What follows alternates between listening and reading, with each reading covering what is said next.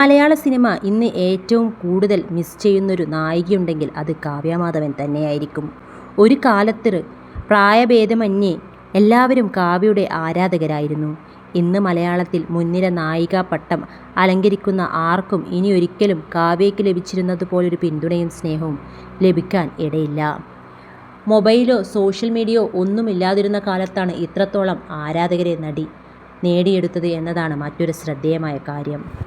മലയാളികളുടെ കൺമുന്നിൽ വളർന്ന കുട്ടിയായതുകൊണ്ടാവണം സ്വന്തം മകളോടെന്ന പോലൊരു വാത്സല്യം നടിക്ക് അനുഭവിക്കാൻ കഴിഞ്ഞിരുന്നു.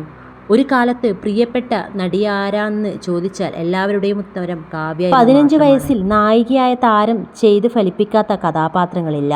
കൊമേഴ്ഷ്യൽ വാല്യൂവുള്ള സിനിമകളിലും കലാമൂല്യമുള്ള സിനിമകളിലും ഒരുപോലെ തിളങ്ങാൻ സാധിച്ചിരുന്നു.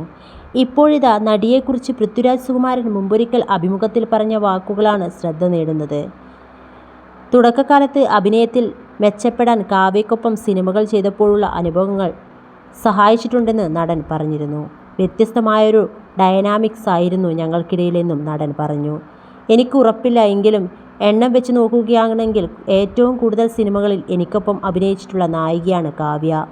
എൻ്റെ ഊഹം ശരിയാണെന്ന് തോന്നുന്നു. കാവ്യയ്ക്കൊപ്പം വളരെ വ്യത്യസ്തമായൊരു ഡയനാമിക്കായിരുന്നു.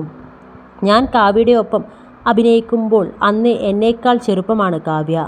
പക്ഷേ എന്നേക്കാൾ എക്സ്പീരിയൻസിൻ്റെ കാര്യത്തിൽ 5 ഇരട്ടി മുകളിലായിരുന്നു. അതൊരു വലിയ സ്ട്രേഞ്ച് ഡയനാമിക്കായിരുന്നു. തുടക്കകാലത്ത് ഞാൻ സിനിമകൾ ചെയ്യുമ്പോൾ എന്നെ കംഫർട്ടബിളാക്കാനും പെർഫോമൻസിൽ സഹായിക്കാനുമെല്ലാം അറിഞ്ഞുകൊണ്ടല്ല അറിയാതെ കാവ്യ സഹായിച്ചിട്ടുണ്ട്.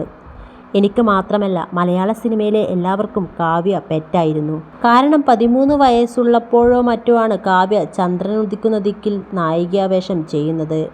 എല്ലാവരുടെയും ഉള്ളിൽ കാവ്യയ്ക്കൊരു കൊച്ചുകുട്ടി എന്ന ഇമേജ് സെറ്റായി. കോ ആക്ടേഴ്സിൻ്റെ കാര്യത്തിൽ എനിക്ക് ഏറ്റവും കൂടുതൽ ഓർമ്മകൾ ഉള്ളതും കാവ്യയ്ക്കൊപ്പമാണ് എന്നാണ് പൃഥ്വിരാജ് പറയുന്നത്. ഒരു സമയം വരെ മലയാള സിനിമയിലെ എല്ലാവർക്കും പ്രേക്ഷകർക്കും പ്രിയങ്കരിയായിരുന്നു കാവ്യ.